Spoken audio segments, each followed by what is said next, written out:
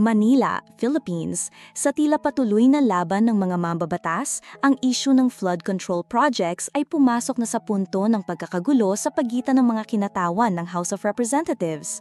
Si Ako Bicol Party List Rep. Alfredo Garbin Jr. ay hinamon si Novatas City Rep. Toby Tiangco na unahin muna ang kanyang sariling distrito bago makialam sa mga usaping hindi niya sakop.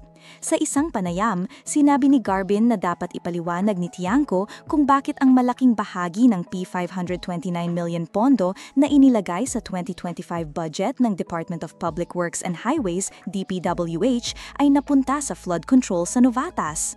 Ang ilan sa mga proyekto ay na-award sa mga komplikadong kumpanya tulad ng St. Timothy Construction Corp. Na pag-aari ng contractor couple na sina Pacifico at Cesara Discaya. Pagsagot kay Garbin, sinabi ni Tiangco na natural lamang na ang mga proyekto sa flood control ay mahalaga sa Novatas na nasa ibabaw ng level ng dagat tuwing high tide.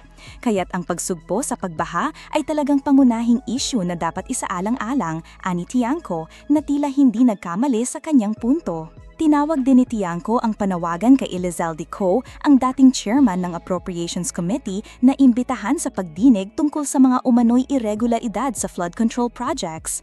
Ayon kay Tiangco, higit sa P4 billion ang napunta sa mga party list na konektado kay Co mula sa DPWH, kasama na ang 2.23 billion para sa Ako Bicol.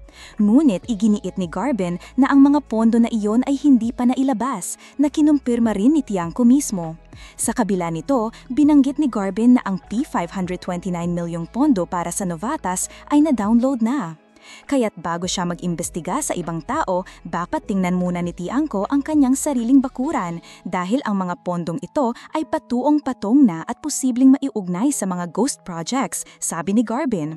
May mga dokumentong magpapatunay na ang mga proyekto sa Novatas ay kinabibilangan ng rehabilitasyon ng pumping station na ipinatupad ng St. Timothy at isang 3.346 milyong flood mitigation structure sa Marala River.